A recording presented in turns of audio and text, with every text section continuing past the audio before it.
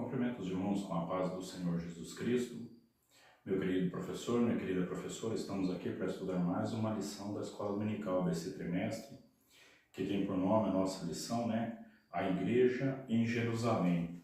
Estaremos estudando a lição de número 2, a Igreja de Jerusalém, um modelo a ser seguido. Isso é importante para nós estarmos observando, irmãos, que nessa lição maravilhosa estaremos estudando sobre doutrinas dentro da igreja.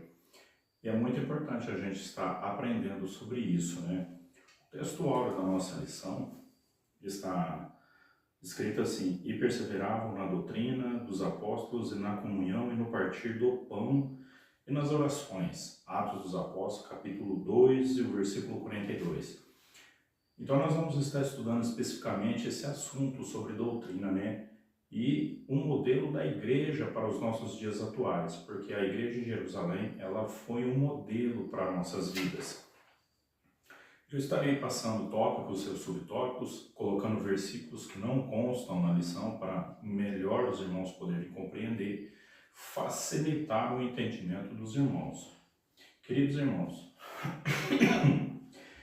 na introdução da nossa lição da Escola Dominical, ela tem o objetivo já de dar uma introdução para nós termos uma noção do que vai ser tratado, tá?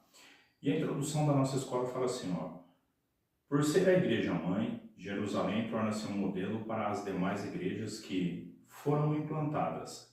É de Jerusalém que partem as decisões que buscam, por exemplo, disciplinar e padronizar determinadas práticas cristãs. A igreja de Jerusalém já nasceu forte, sendo de origem divina.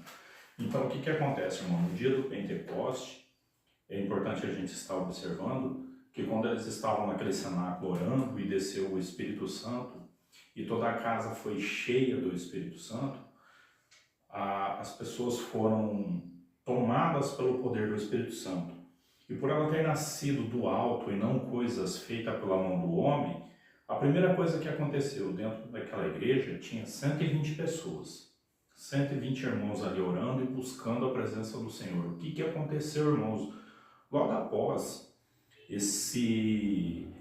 aquele avivamento, aquele derramar do Espírito Santo, o apóstolo Pedro sai para fora, defende os irmãos, falando que ninguém ali estava cheio de mosto, coisa assim, e ele já começa a pregar o Evangelho, e nisso 3.000 almas se aceitam a Jesus Cristo. É importante que a igreja ela tem o poder do Espírito Santo na vida dela, e 3.000 almas já se converteram ali. Irmãos, eu não sei dizer quanto tempo ocasionou isso, mas colocamos que depois do batismo ali do Espírito Santo, que eles receberam o poder, 1 hora depois, Pedro pregando, e essa igreja toda cheia do poder do Espírito Santo, aquele povo aceitando a Jesus Cristo. 3.000 almas, isso é importante, isso é um modelo para as nossas vidas, que precisamos ser cheios do poder do Espírito Santo. E a igreja teve um alcance mundial, irmãos? Se nós estamos aqui hoje, cheios do poder do Espírito Santo, estamos aqui vivendo o Pentecoste na nossa vida, é graças àquela igreja lá, daqueles irmãos que buscaram o Espírito Santo. E nos dias de hoje não é diferente, nós precisamos ser cheios do poder do Espírito Santo para que a igreja continue crescendo. Irmãos, vamos continuar. Eu fiz uma introdução bem rápida para vocês e vamos continuar aqui. Eu vou passar os tópicos, como que eu disse, os tópicos e os seus subtópicos, explicando cada um. O tópico 1 está escrito assim, uma igreja com sólidos alicerces. Olha só, ela está bem alicerçada, Uma igreja com fundamentos doutrinários. A igreja de Jerusalém era uma igreja bem doutrinada. Lucas diz que antes de ascender aos céus, Cristo deu um mandamento pelo Espírito Santo aos apóstolos, que escolhera. Atos dos Apóstolos, capítulo 1, versículo 2. Uma igreja genuinamente cristã reflete a prática e os ensinos dos apóstolos. É exatamente isso que o livro de Atos diz da primeira igreja. Perseveravam na doutrina, que é o que está em Atos lá, que nós fizemos a leitura da introdução, irmãos? Que nós fizemos a leitura lá de Atos 42, que eu fiz o texto áureo para vocês. Irmãos, quero que você observe algo aqui que é o seguinte. Jesus Cristo, em todo o seu momento de ministério, que ele andou sobre a face da terra, que ele caminhou, então todas as mensagens de Jesus Cristo, ele tinha a ajuda do Espírito Santo para fazer esse ministério, para fazer esse trabalho. E quando a gente olha para a palavra de Deus, e eu convido vocês a abrir as vossas Bíblias, no Evangelho de Mateus, para nós entendermos isso. Olha só o que é ter o Espírito Santo e anunciar a palavra do Senhor. Uma igreja doutrinada, ela já tem base por aquilo pelo seu discipulado, por aquilo que ela aprende, por aquilo que ela usa a palavra de Deus, né?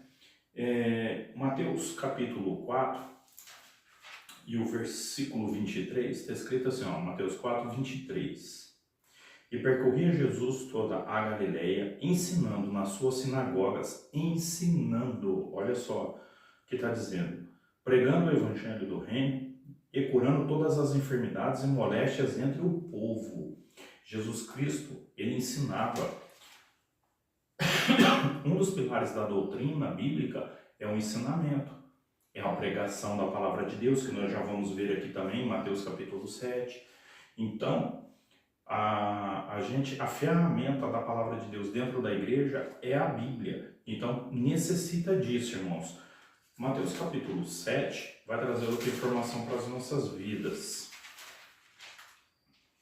Mateus capítulo 7 e o versículo 28 está escrito assim, E aconteceu que, concluindo Jesus esse discurso, a multidão se admirou da sua doutrina, porque ensinava como tendo autoridade, não como os escribas. Que autoridade é essa aqui? É a autoridade do Espírito Santo. É a autoridade e revestimento do céu para a nossa vida. Então, meu irmão, você tem que ser revestido do Espírito Santo. Professor da escola dominical orienta os seus alunos. Eles têm que buscar o batismo no Espírito Santo. E outra coisa, se você tiver alguma dúvida, tiver fazendo uma pergunta, por favor, faça uma pergunta, coloca aí embaixo nos comentários para mim, fazendo favor. E se você conhece alguém que precisa assistir essa aula, precisa de instrução, eu peço a ti, encaminhe esse vídeo para aquela pessoa, para aquele amigo, aquele colega, se inscreva e continue comigo até no final. Então, irmãos, Jesus, com todo o seu ensinamento, o que Jesus fez? Ele foi como nós, ele se esvaziou, ele cresceu, ele nasceu como criança, ele cresceu, então ele buscou conhecimento, Jesus cresceu na graça e no conhecimento, irmãos. E a doutrina, ela faz com que o crente, ele se desenvolva, que ele cresça na presença de Deus. Jesus, para ele fazer o ministério, ele também cresceu na presença de Deus, ele cresceu no conhecimento e na graça. Isso é importante, tá, irmãos? Subtópico 2. Perseveravam na doutrina dos apóstolos. Olha só. A expressão diz muito sobre o processo de discipulado da igreja de Jerusalém. Era uma igreja bem doutrinada e, portanto, bem discipulada. A palavra doutrina traduz o termo grego didache, que significa ensinar ou instruir. E tem a ver, portanto, com o discipulado cristão. Então, o que é a palavra de Deus mesmo, irmãos? Eu anotei uns negocinhos aqui para a gente poder pensar, umas palavrinhas meio difíceis de pronunciar, mas eu vou falar elas. A ortodoxia, ela traz o sentido de haver a busca que é correto, mantendo focado na doutrinação e no desenvolvimento do discipulado. Então, a igreja, ela tem que manter sempre o estudo bíblico, para que a igreja cresça cada vez mais fortificada na presença dele. Uma igreja sem doutrina, uma igreja sem ensinamento, ela é fraca, ela não tem como se defender deste mundo cruel, irmãos. A ortopraxia, que tem a ver com o que é correto, está centrada na busca do caráter, ou seja, desenvolver a semelhança de Cristo. A igreja, ela também tem a função de provocar essa palavra, ortopraxia. O que significa isso? É colocar o emblema de Cristo na vida da pessoa. Através do quê? Através da palavra de Deus. A palavra de Deus, essa palavra ensinada, essa palavra maravilhosa. Então, ela é instrumento para a nossa vida, meu querido irmão. Então você tem que usar a palavra de Deus. E Jesus Cristo, ele era amparado pela palavra de Deus. Outro sim, dentro do discipulado, dentro da preparação, também tem a palavra ortopetia, que significa tem a ver com os sentimentos, desejos, emoções. Procura moldar o discípulo tanto na esfera sentimental quanto espiritual e caráter. O que a doutrina da igreja nos ensina? A palavra do Senhor nos ensina que à medida que a gente vai crescendo, a gente tem que ser discipulado, tratado muito bem, e a palavra vai moldando os nossos corações. Jesus certa vez chegou para os discípulos e falou assim: vocês já estão limpos pela palavra. Quer dizer, a forma como Jesus doutrinou eles, foi ensinando, a palavra limpou o coração deles, a palavra tratou a vida daquelas pessoas. E a palavra de Deus fala conosco todos os dias, e ela trata as nossas vidas. Amém, irmãos? Uma igreja relacional e piedosa. Olha só, irmãos. A igreja em Jerusalém, ela também era de comunhão com os irmãos. A igreja de Jerusalém perseverava na comunhão. A maioria dos intérpretes entende que a palavra grega koinonia, traduzida aqui como comunhão, é uma referência às relações interpessoais dos primitivos cristãos.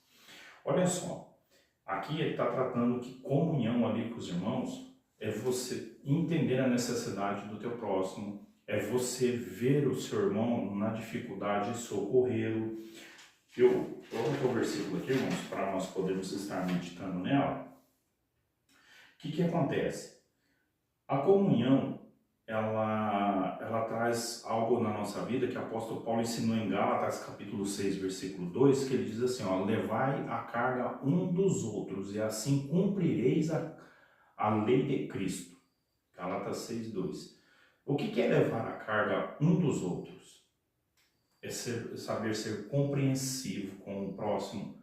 Irmãos, nem todo mundo tem o mesmo grau de desenvolvimento espiritual que muitos têm, e alguns já estão iniciando, outros começaram agora no Evangelho.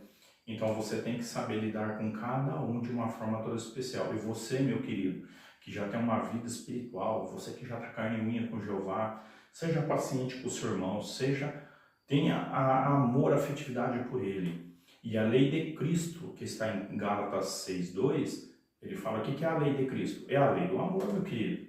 É que você tem que ter amor pelo seu irmão, em nome de Jesus.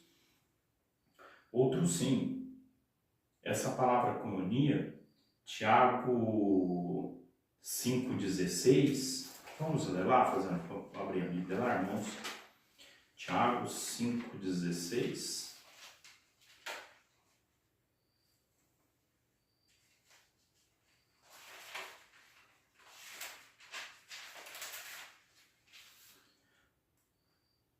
Tiago 5,16 está escrito assim, confessai vossas culpas uns aos outros e orai uns pelos outros, para que sarareis.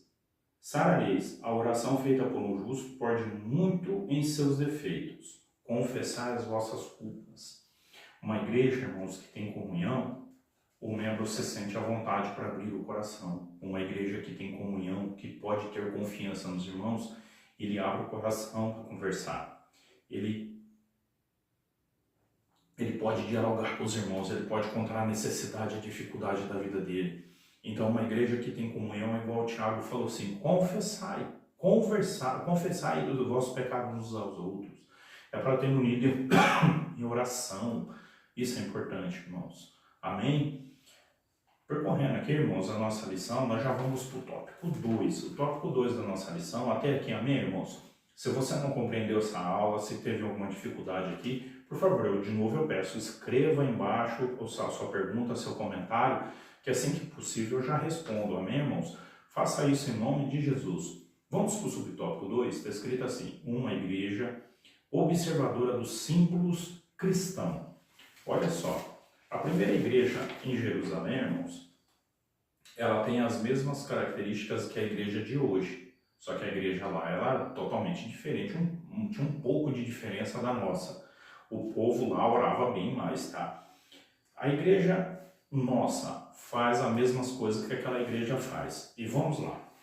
Primeiro símbolo que a gente tem que observar, o batismo.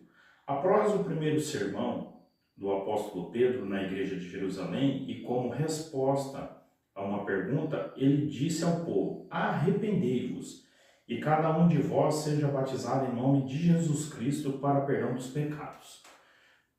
Quando Pedro prega aqui, ele fala assim, ó, arrependei-vos, essa mensagem foi João Batista que pregou, irmãos. Se você pegar a sua biblinha aí, me acompanhar aqui, ó, Mateus capítulo 3, e eu já volto aqui, tá? É importante a gente saber disso. E conversa com seus alunos e mostra isso para eles. Mateus capítulo 3, tá escrito assim, ó.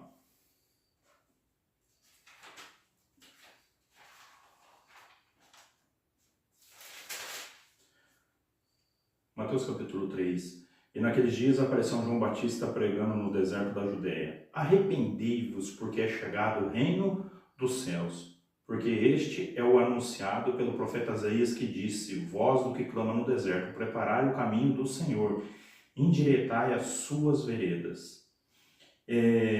Versículo 5. Então iam ter com eles habitantes de Jerusalém e toda a Judéia, de toda a província desagente ao Jordão, e eram batizados por ele no Rio Jordão, confessando os seus pecados. Então, aqui em Atos dos Apóstolos, quando Pedro prega para aquela multidão, o Espírito Santo traz à memória dele a mensagem de João Batista. É para você pregar isso aqui. E ele prega. E teve resultado, irmãos. Ele pregou e 3.000 almas aceitou. E aqueles que aceitaram Jesus falaram assim: o que nós fazemos agora, Pedro? Ele falou: é simples. Agora vocês vão se arrepender, agora que vocês se arrependeram, vão nos batizar e depois serão cheios do Espírito Santo. Então, irmãos, o batismo nas águas, ele é um símbolo que o homem está sendo sepultado e sendo ressuscitado para Cristo e para uma nova vida. Então, quando você faz isso na água lá e traz de volta, é como se a pessoa estivesse sendo sepultado, o antigo homem, e ressuscitado.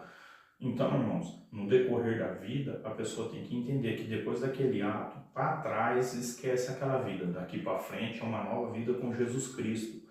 E é importante a gente ter essa visão.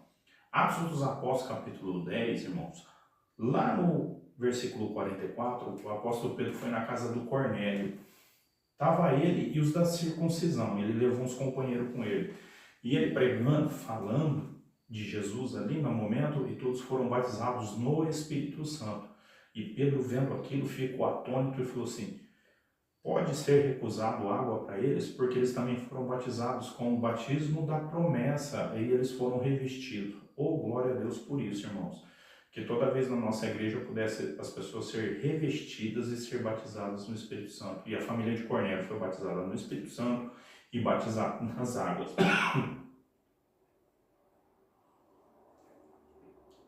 E o apóstolo Pedro não negou isso. Amém, irmãos? Subtópico 2. A ceia do Senhor.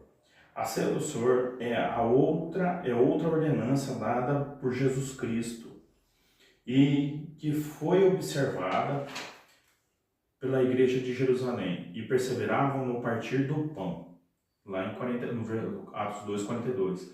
Então, muitos teólogos e estudiosos da Bíblia entendem que o comunhão aqui, e perseveravam no partir do pão, que esse ato aqui é o ato da Santa Ceia que estava sendo servido. Mas aqui, irmãos, eu quero que você observe algo. Tem pensamentos de alguns aí que a pessoa pode tomar Santa Ceia sem ser batizado, pode chegar qualquer um e entrar na igreja e tomar a ceia como se nada tivesse acontecido. Chegou ali, entrou na igreja no dia do culto de ceia, ele entrou, sentou, ele pega a ceia, ele come o pão, toma o cálice, não sabe se é batizado, como que está a vida daquela pessoa, de onde ele veio. Então, a igreja tem que ter regras. A igreja ela tem que ser observadora disso. E eu quero convidar os irmãos a nós meditarmos nesse assunto muito importante. Lá em Êxodo, capítulo 12, vamos lá. Êxodo 12, o versículo 48 e 49, está escrito assim: porém, se algum estrangeiro se hospedar contigo e quiser celebrar a Páscoa ao Senhor, seja-lhe circuncidado todo homem. Então chegará e celebrará e será como natural da terra, mas nenhum incircunciso comerá dela. Dela o quê? A Páscoa. E uma mesma lei haja para o natural e para o estrangeiro que peregrinar entre vós. Então aqui, irmãos, para você participar da Páscoa, era necessário o homem passar pelo sistema de circuncisão. O que acontece no Novo Testamento? Jesus disse aí, na sua lição vai estar escrito lá, Mateus 16:16, Marcos 16:16, ide por todo mundo, pregar o evangelho, aquele que crê e for batizado será salvo. Qual que foi a orientação de Jesus? Primeiro, pregar o evangelho. A pessoa que crê, ela tem que crer, ela tem que se adequar ao evangelho, ela tem que entender qual que é a situação da vida dela. E depois que ela passar a entender, ela tem que pedir o batismo. Aí ela fala assim, eu quero me batizar, e ela se batiza e buscar o poder do revestimento do Espírito Santo. E no batismo aí ela vai participar da ceia, porque aí ela está ciente do que ela está participando. Então, irmãos, qual que é a orientação de Jesus? Que seja anunciado o evangelho, que a pessoa aceite. Não pode deixar qualquer um entrar dentro da igreja, qualquer um que eu falo assim, irmãos, é chegar uma pessoa que ela não tem noção do que ela está fazendo dentro do evangelho, do que ela está fazendo dentro daquela igreja, e participar da Santa Ceia. Ali, a lei diz assim, ó, haja uma mesma lei para o natural e para o estrangeiro. Filho de crente não é crentinho. O filho do crente também tem que batizar para ele participar da Santa Ceia. Então, haja uma lei para o natural, para os que estão dentro da igreja, como também para aqueles que são de fora. E eles têm que passar pelo processo, pelo regulamento da igreja, para ficar apoiado. O apóstolo Paulo escrever Coríntios, 1 Coríntios capítulo 11, lá, quando ele faz o registro sobre a Santa Ceia, ele fala assim, ó, há entre vós muitos que dormem, muitos fracos, muitos doentes, muitos que dormem, porque o homem ele tem que fazer um exame dele mesmo, ele tem que entender o que ele está fazendo dentro da igreja. Então, irmãos, não é porque a pessoa é batizada que ela vai tomar a Santa Ceia, ela tem que fazer uma autoanálise da vida dela. Então, professora que estiver ministrando a aula, converse com seus alunos. Fala, olha, a mesma lei vale para o natural, vale para o estrangeiro, mas quem está aqui dentro também tem que fazer uma avaliação de si. A gente tem que entender o corpo de Cristo. O que você está fazendo dentro do corpo de Cristo, irmão? Onde você se enquadra ali dentro. E isso é importante, você tem que ver isso e explica para os seus alunos em nome de Jesus. Amém, irmãos? O tópico 3 e o último tópico. Estamos indo para o final, irmão. Já nós já estamos encerrando. Eu sei que essa aula é bênção para você e eu peço para você se inscrever no canal também, quem estiver assistindo esse vídeo. Dá um like aí, dá um joinha, porque o canal reconhece, o YouTube reconhece e transmite para outros. O último tópico está escrito assim: uma igreja modelo. Uma igreja reverente e cheia de dons. Olha só, e cheia de dons. É dito da igreja de Jerusalém em que cada alma havia temor. A palavra grega traduzida como temor é próbios, que também significa reverência, respeito pelo sagrado. Irmãos, a gente tem que ter total reverência pelas coisas de Deus. A palavra do Senhor falou assim: guarda os vossos pés quando entrarem na casa do Senhor. Guarda os vossos pés. Larga tudo para trás, larga todas aquelas coiseiras para trás. Limpa os pés quando você entrar na casa do Senhor. Provérbios 9:10 diz que a sabedoria é o temor ao Senhor. O sábio Salomão, no fim da vida dele, disse assim, ó, que todas as coisas... ele falou assim, ele ensinando a palavra, Salomão diz que todas as coisas são passageiras nisso, mas no fim delas, teme ao Senhor. Tudo é passageiro, mas no fim de tudo, teme ao Senhor. Irmãos, a gente pode ter tudo que a gente precisa na vida, a gente pode conquistar o que for, mas se não tiver o temor ao Senhor, de nada vale, nada nos serve. Uma igreja acolhedora, sob tópico 2. Dentre as muitas marcas de uma igreja relevante, o acolhimento parece como uma das suas principais. Uma igreja, para se tornar relevante, necessariamente deve ser acolhedora.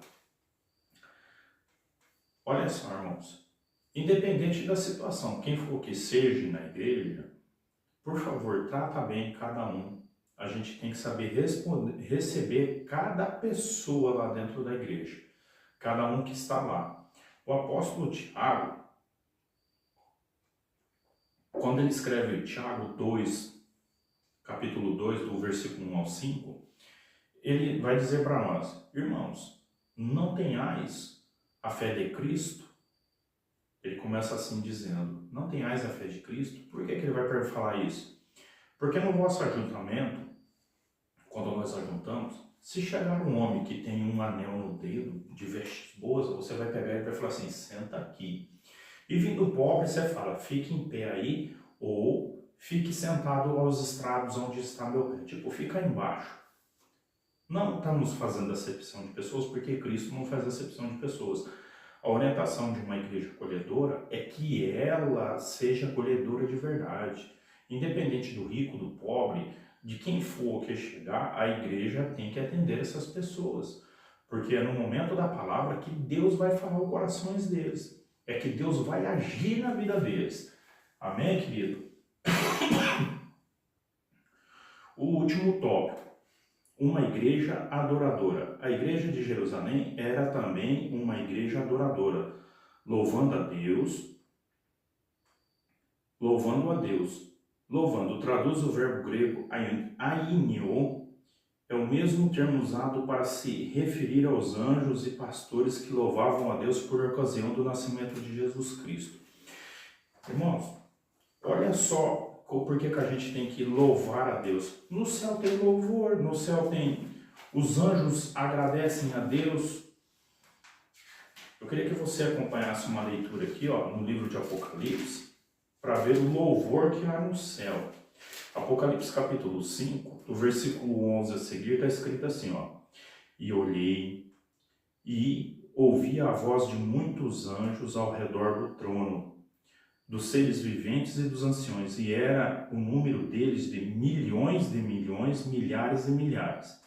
E que com alta voz dizia: digno é o Cordeiro que foi morto de receber o poder, riqueza, sabedoria, força, honra, glória e ações de graça.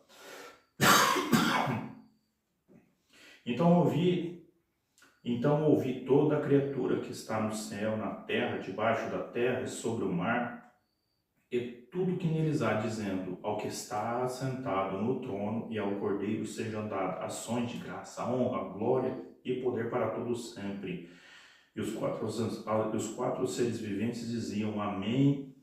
E os 24 anciãos prostravam-se e adoravam o que vive para todos sempre. Então tem louvor, eles cantam glória, eles magnificam o nome do Senhor. A igreja também tem que saber louvar, porque no momento do louvor, o hino fala ao nosso coração. O louvor prepara o coração do crente para a palavra. O louvor prepara esse coração que é terra fértil para a palavra do Senhor depois. Querido irmão, que na sua igreja, pastor, tenha momentos de louvor, tenha momentos de adoração ao Senhor, porque isso já vai preparar o povo para aquele momento da palavra, onde será plantada a semente do Senhor Jesus Cristo. Amém? Que Deus abençoe a sua vida em nome de Jesus Cristo, irmão. Não esqueça de se inscrever e de compartilhar este canal. Eu agradeço por toda a ajuda que os irmãos fizerem. Em nome de Jesus.